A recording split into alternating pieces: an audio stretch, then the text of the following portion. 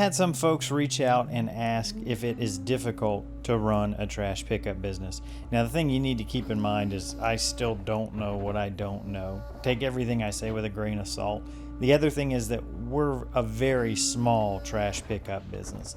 Got just about 230 customers and around 270 cans as of the date of this recording. But what I can say is that number of clients is still enough to make your life pretty miserable if you don't have any kind of good systems in place to help you run the business. Obviously, a lot of times people just think of hiring employees as an easy way to make a job easier, to take some stuff off your plate.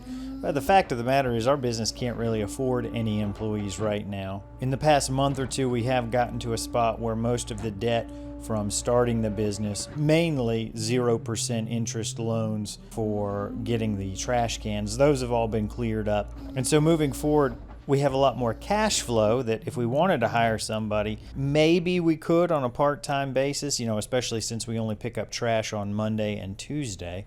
But we're trying to run this whole business as lean as possible, and there's not really any reason we can't do the work. Like, it wouldn't make sense for us to hire somebody because we have the time to do the work. I would guess that most folks watching this channel who have their own junk removal business or trash removal business are probably going to be on the smaller end, right? I doubt any CEOs of waste management are watching this channel. They probably have better ways to spend their time. So any advice I give is going to be geared towards smaller operations. And I think one thing that I see very frequently from being in a Facebook group of other trash pickup owners is that there's still a lot of folks who don't use software to run their business. And that's something I talk about on the channel a lot because I can honestly say there's not much stress that goes along with running this business because almost everything we do has software support behind it. So any of the times I talk about Jobber, which is the software that we use, there's always a link in the description where you can get a free trial and then a discount after. But I'm going to keep the rest of the discussion as brand agnostic as I can because there's a lot of different options out there. You just have to find one that works. I just know for me, Jobber has been a good partner of the channel and it worked great when I was mowing lawns. And so far I've been able to port it over and it saved me a ton of time running this trash pickup business. So the things that software are going to let you do, here's some of the most important ones. For me, number one is it's going to free up your time, especially when it comes to billing and reminders. So for billing, we charge everybody once a month for their trash pickup on the last day of the month. If you have 200 customers and you have to run 200 manual invoices, if you can crank out one every single minute, that's still 3 hours of work that you've got to do every single month. If you're doing that manually, it's going to be a very long 3 hours, a very boring 3 hours. Software can mean that you never have to look at any type of billing. And at least in our business, we have a late fee implemented mainly to help cover the administration cost when those bills don't automatically process with a card or a bank account on file. So what'll happen is if on the 1st I wake up and I see 20 invoices out of the 200 didn't process right because of some error on the card on file, it takes about a minute per person. I'll send them that invoice and a reminder and a text message as well that basically just say, hey, we saw this happen, it didn't go through. If you can cover it today or take care of it today rather, then we're going to waive that late fee. So software won't eliminate all of your billing issues because sometimes cards are still going to get lost and people are going to forget to update them, or people change bank accounts, things like that. But if you can process 80 or 90% of your payments automatically without you having to do anything, that saves a lot of time and headache and administration costs. The other thing that we like to do is to send out reminders for jobs. Now this one is one that probably wouldn't take too much time to do. I think if you just did from your Gmail, a blind carbon copy list of all your clients' email addresses, that probably wouldn't take too long, maybe 5 minutes. Once you copy and pasted the email list, you could copy and paste the subject and just change the date. Hey, a reminder for November 1st's service. And every week you just change that to November 8th, to November 15th. And then same thing for the body of the email. You could just say, this is your weekly reminder to put your trash can out. Thanks so much. So that wouldn't be very complex. You could probably do that in under 5 minutes. But you would need to remember to do it every single week. And if you ever missed a week, and if you ever didn't send out that reminder, then you open the door for people to say, oh, you didn't send the reminder out, so I forgot. How you? Yeah, just toss it right in. You do this every day? Every other day. Very nice. Appreciate it. Have a good one. We pass this gentleman walking every week, and he asked if he could throw the trash that he'd collected on the side of the road away.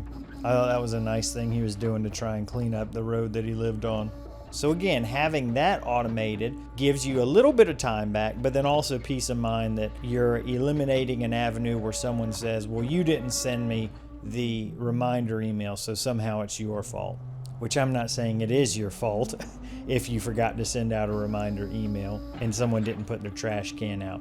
I'm just saying it's a possible scenario you could find yourself in. Kendall's pretty good at driving this Isuzu. One thing I want to teach her, or I don't know if open her eyes to is the right phrase. It sounds kind of dumb when I'm saying it, but one of the things that can make you more comfortable driving a large vehicle is if you know how something will behave based on what you do to it. And when it comes to turning, what I want to get her mind thinking of and comfortable with is that, it's just math, and math is repeatable.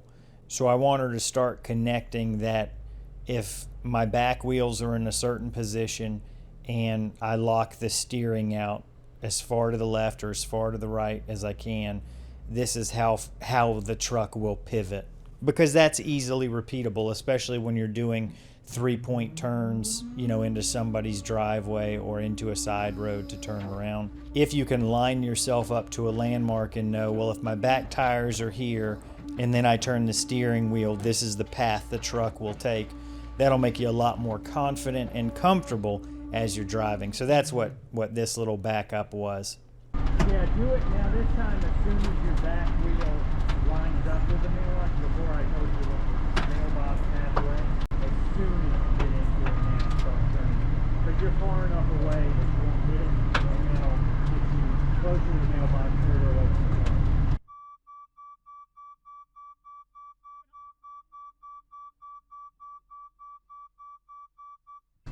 That's perfect. Good job. So back to saving time, at least for actually running the routes too. Now this will depend on what kind of software you get, the capabilities. But with Jobber, we have the mobile app, and it tells us the next job to go to. It does them all on a list in the order it's supposed to be in. That's something that takes about 1.5 minutes for you to set up the job when you onboard someone, and then you put them in the routing order. And then you never really have to touch it again. Every single week on Monday or Tuesday or whatever day their trash pickup is, Jobber knows you need to visit them and it routes them all accordingly. And so actually doing the work doesn't really take any thinking. We don't have to worry about printing off 6 sheets of paper every week and, oh, I forgot the list. We got to go back around and get it. And now you have to pen and paper check mark everything while you're trying to drive. I know most of the folks watching are probably not business owners, so the conversations about software you probably could not care less about. But a big part of this channel is helping to inform people who are coming behind and doing research on starting their own businesses. And I talk about software so often because of what a big impact it's made in mine and Kendall's lives. Like we have very little stress, we have very little friction when it comes to actually running the business because software does so much of the heavy lifting. And my standard spiel is that, if you try Jobber, I can get you a free month and a discount. And if you sign up after, there is some benefit to me. But I honestly don't care if you get Jobber or some other software. You really just need to get some software that meets your needs. I've only ever tried Jobber, and I know it meets all of my needs, so I can only give you feedback on what I've experienced. If you try another software and it works out great for you, that's fantastic. The most important thing is that you get some software so that the business that you're trying to start, the business that you're going to have to run, doesn't end up running you or ruining your life because of how much effort and time you have to put into it. And these kind of videos always get somebody saying, I haven't used software in 42 years and I don't need it. Yeah, I'm not saying you do need software. I'm just saying that the benefit that softwares nowadays will give to business owners is in almost every single case well worth whatever the monthly asking price is. And when that monthly asking price is free, because your buddy Brad got you a free trial, you really can't beat that.